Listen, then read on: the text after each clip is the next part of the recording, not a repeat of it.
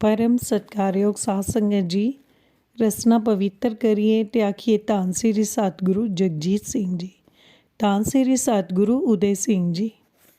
साखी का सिरलेख है अचरज किया करनै हारै नानक सच वड्याई। वड्डी वड्याई वाले सच्चे पातशाह सतगुरु जगजीत सिंह जी की कथा इस तरह है। कैनेडा रहने वाले परमजीत कौर जी सुपत्नी संत इंद्रजीत सिंह जी 2003 सन की वार्ता इस तरह दसते हैं कि वो श्री भैणी साहिब सच्चे पातशाह जी के दर्शन करने वास्ते आए, पर उन्होंने इत्थे पहुँचण तो एक हफ्ता पहला सच्चे पातशाह जी बेंगलौर चले गए सी। उन्होंने दर्शन ना हो सके। उन्होंने कैनेडा जान तो एक हफ्ता बाद सच्चे पातशाह जी वापस आए। बीबी जी दसते हैं कि उदों उन्होंने 3 साल के बेटे के ਕੰਨ बहुत ही खराब सन।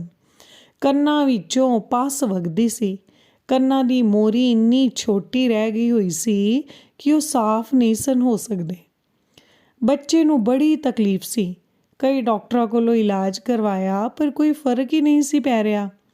बीबी जी ने सच्चे पातशाह जी अगे अर्ज करनी सी पर हो नहीं सकी।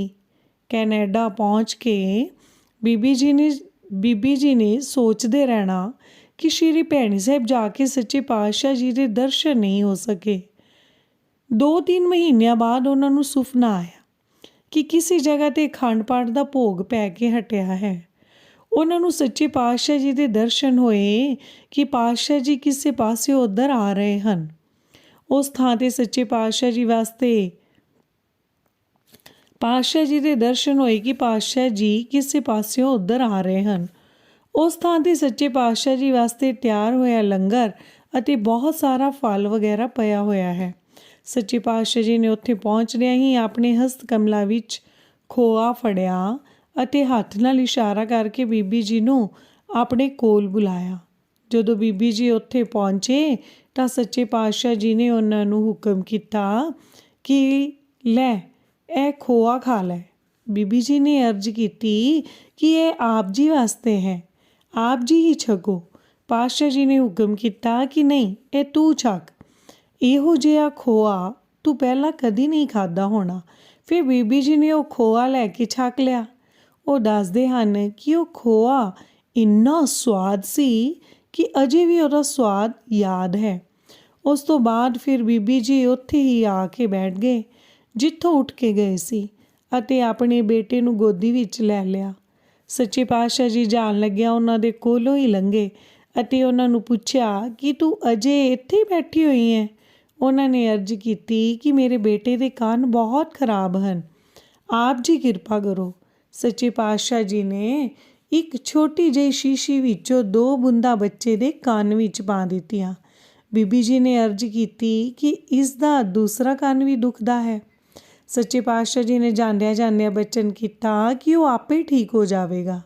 उस तो बाद उन्होंने सुपना खत्म हो गया। सवेरे उठन ते सच्चे पातशाह जी ने पता नहीं की किरपा की कि बीबी जी नूं बच्चे के ਕੰਨ बारे सारा कुछ भुल ही गया।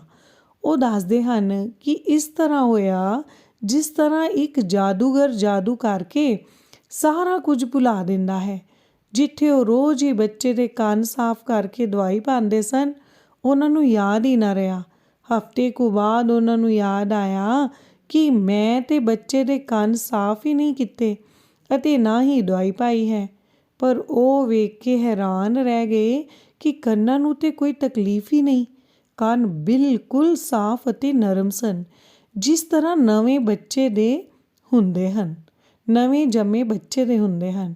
उन्होंने समझ नहीं सी आ रही कि यह होया की है। फिर उन्होंने समझ आई कि ये तो वो वैदा दा वैद ਕੰਨ विच 2 बूंदा पा के सारा कष्ट ही दूर कर गया है। उन्होंने सतगुरु जी के प्यार विच डुबे यह सुपना सारिਆਂ ਨੂੰ दस्या। वो दसदे हैं कि उन्होंने आप नूं भी थायराइड की कोई बीमारी सी। उन्होंने डॉक्टर नूं चैकअप कराया तो डॉक्टर ने हैरान होकर दस्या कि तुहाडी बीमारी बिल्कुल खत्म हो गई हुई है।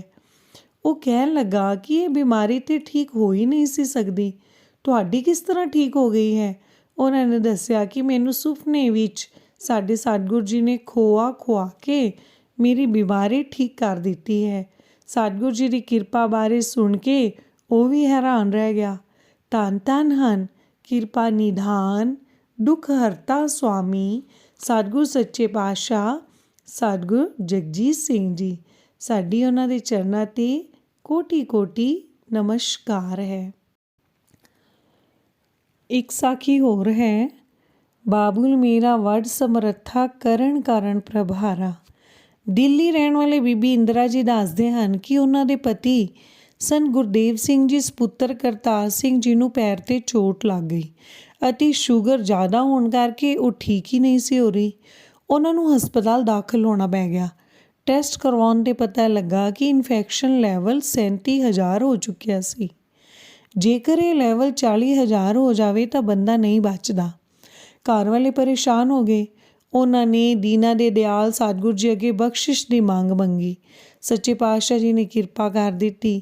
ਐਸੀ ਕਿਰਪਾ ਹੋਈ ਕਿ ਇਨਫੈਕਸ਼ਨ ਦਾ ਲੈਵਲ ਘਟਣਾ ਸ਼ੁਰੂ ਹੋ ਗਿਆ। ਇਹ ਇੱਕ ਕ੍ਰਿਸ਼ਮਾ ਹੀ ਸੀ ਕਿ ਰੋਜ਼ ਇਨਫੈਕਸ਼ਨ ਘਟਣੀ ਸ਼ੁਰੂ ਹੋ ਗਈ ਅਤੇ ਇੱਕ ਹਫ਼ਤੇ ਵਿੱਚ ਨਾਰਮਲ ਹੋ ਗਈ। ਉਸ ਤੋਂ ਬਾਅਦ ਸੰਤਾਂ ਨੂੰ ਪਿਸ਼ਾਬ ਆਉਣਾ ਬੰਦ ਹੋ ਗਿਆ। ਡਾਕਟਰਾਂ ਨੇ ਬੜੇ ਟੈਸਟ ਕੀਤੇ। ਉਹਨਾਂ ਨੇ ਦੱਸਿਆ ਕਿ ਇਹਨਾਂ ਨੂੰ ਸਾਰੀ ਉਮਰ ਆਪੇ ਪਿਸ਼ਾਬ ਨਹੀਂ ਆ ਸਕਦਾ। ਉਹਨਾਂ ਨੇ ਇੱਕ ਥੈਲੀ ਲਟਕਾ ਦਿੱਤੀ ਤਾਂ ਕਿ ਪਿਸ਼ਾਬ ਉਹਦੇ ਵਿੱਚ ਹੀ ਪੈਂਦਾ ਰਹੇ। ਇਹ ਬੜੀ ਦੁਖਦਾਈ ਹਾਲਤ ਸੀ। 8 ਮਹੀਨੇ ਇਹੀ ਹਾਲਤ ਰਹੀ। ਉਹ ਮੰਜੇ 'ਤੇ ਹੀ ਪਏ ਰਹਿੰਦੇ ਸਨ। ਇਸ ਹਾਲਤ ਤੋਂ ਛੁੱਟਣ ਦਾ ਇੱਕੋ ਇੱਕ ਉਪਾਅ ਇਹ ਸੀ ਕਿ ਕਰਨ ਕਾਰਨ ਸਮਰੱਥ ਦਇਆ ਦੇ ਸਾਗਰ ਸਤਿਗੁਰੂ ਜਗਜੀਤ ਸਿੰਘ ਜੀ ਦੇ ਚਰਨਾਂ ਵਿੱਚ ਪਹੁੰਚ ਕੇ ਬਖਸ਼ਿਸ਼ ਦੀ ਮੰਗ ਮੰਗੀ ਜਾਵੇ।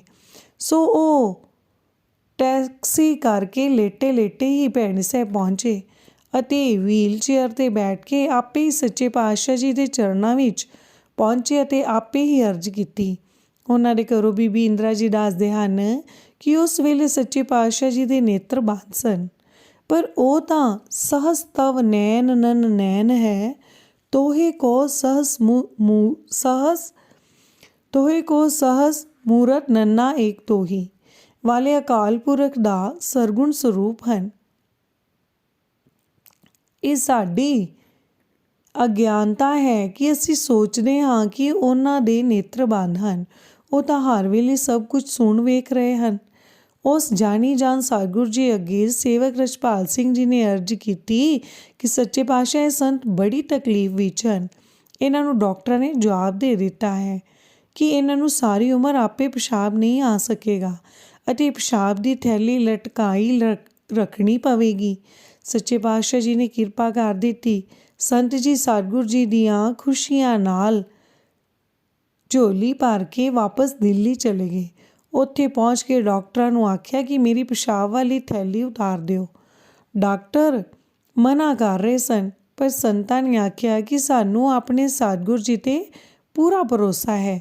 ਸਾਡਾ ਸਤਿਗੁਰੂ ਸਮਰੱਥ ਹੈ, ਉਸਨੇ ਕਿਰਪਾ ਕਰ ਦਿੱਤੀ ਹੈ, ਤੁਸੀਂ ਥੈਲੀ ਉਤਾਰ ਦਿਓ। ਡਾਕਟਰ ਨੇ ਥੈਲੀ ਉਤਾਰ ਦਿੱਤੀ।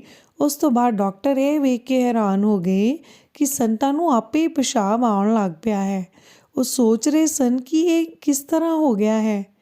ਧੰਨ ਧੰਨ ਹਨ ਸਮਰੱਥ ਸਤਿਗੁਰੂ ਜਗਜੀਤ ਸਿੰਘ ਜੀ।